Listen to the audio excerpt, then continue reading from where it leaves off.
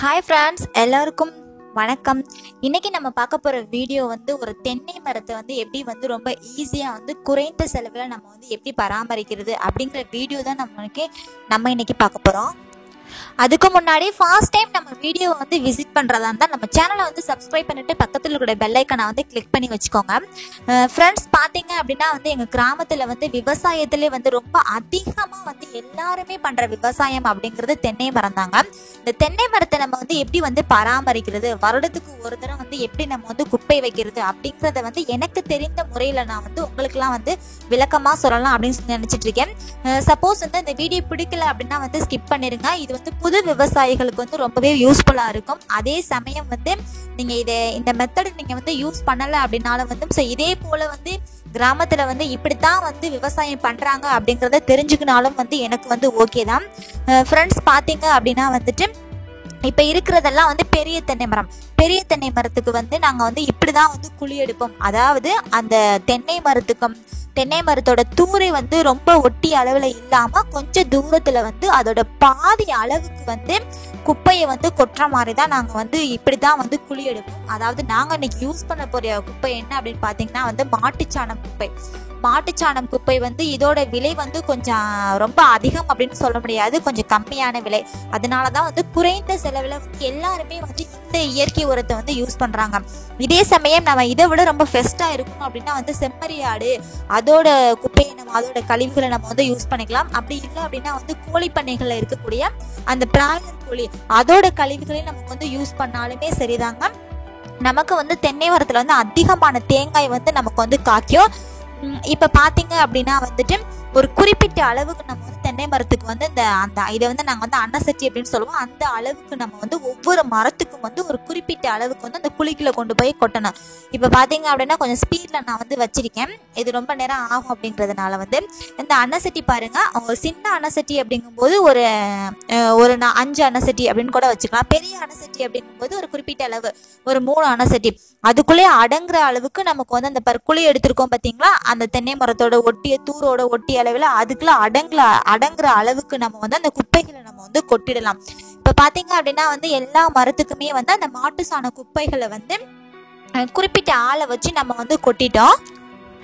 குறைந்த செலவு அப்படிங்கும் போது இந்த மாட்டுச்சாணோட குப்பை நம்ம வச்சிருக்கோம். இதை விட கொஞ்சம் பெஸ்டா இருக்கணும் அப்படின்னா இதோட நம்ம செயற்கை உரத்தை நம்ம சேர்த்துக்கலாம். இப்ப குப்பை வச்ச உடனே நமக்கு தண்ணீர் அதிகமா விட்டுட்டு இருக்கணும். ஸோ அதுக்காக நான் என்ன சொல்றேன் அப்படின்னா எல்லாருமே எங்க கிராமத்துல என்ன பண்ணுவாங்கன்னா இந்த மழைக்காலங்களில் மட்டும்தான் தென்னை மரத்துக்கு குப்பை வைப்பாங்க. நம்ம எவ்வளவுதான் நமக்கு நம்ம பாத்தி பாத்தியாக சொட்டு நீர் பாசனத்துல நம்ம தூருக்கு நம்ம தண்ணி விட்டோம் அப்படின்னா அது அவ்வளவா சாராது.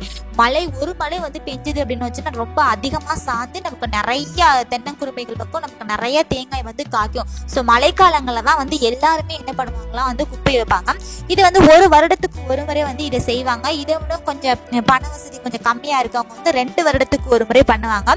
மேக்சிமம் நம்ம ஃபர்ஸ்ட் டைம் பண்ணும்போது என்ன அப்படின்னா அந்த கொள்ளை ஃபுல்லாவே நம்ம உழுதுருக்கணும். இந்த களைப்பெண்கள்லாம் அதிகமா இருக்கக்கூடாது.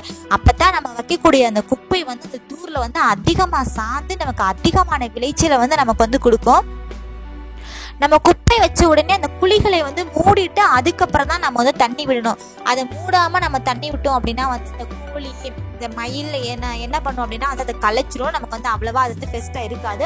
அதை மூடிட்டு நம்ம அதுக்கப்புறம் பண்ணலாம். அப்படி இல்லை அப்படின்னா இன்னும் சில பேர் என்ன பண்ணாங்கன்னா இந்த பாதி அளவு எடுக்காம ஃபுல்லாவே அதை கவர் பண்ற அளவுக்கு எடுத்து அதிகமான குப்பைகளே வைப்பாங்க. ஒவ்வொருவருக்குள்ள தகுதியை பொறுத்து அவங்க குப்பை வைக்கக்கூடிய செலவை அவங்க பிரிச்சு எடுத்துப்பாங்க. இப்ப எல்லா மரத்துக்குமே அவங்க குப்பை ஃபுல்லாவே வச்சுட்டாங்க.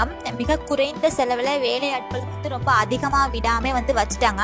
வச்சதுக்கு அப்புறம் பாத்தீங்கன்னா இது நான் ஒரு ரெண்டு நாள் கழிச்சு எடுத்த வீடியோ. அவங்க தண்ணீரும் அவங்க தோட்டத்துக்கு விட்டுட்டாங்க. தண்ணீர் அதாவது உடனே அன்னைக்கு குப்பை வச்சாங்க அப்படின்னா அன்னைக்கே விடுறது ரொம்ப பெஸ்ட். அப்படின்னா மறுநாள் கூட நம்ம விடலாம். அப்புறம் பாத்தீங்க அப்படின்னா ஃபுல்லாவே தண்ணீர் விட்டுட்டாங்க. தண்ணீர் விட்ட உடனேயுமே நல்லா ஈரப்பதமா இருக்கு.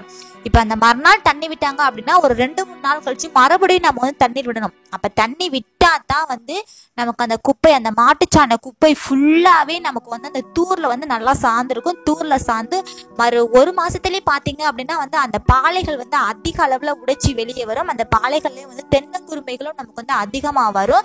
அந்த தென்னங்குருமைகள் அதிகமா விழாது.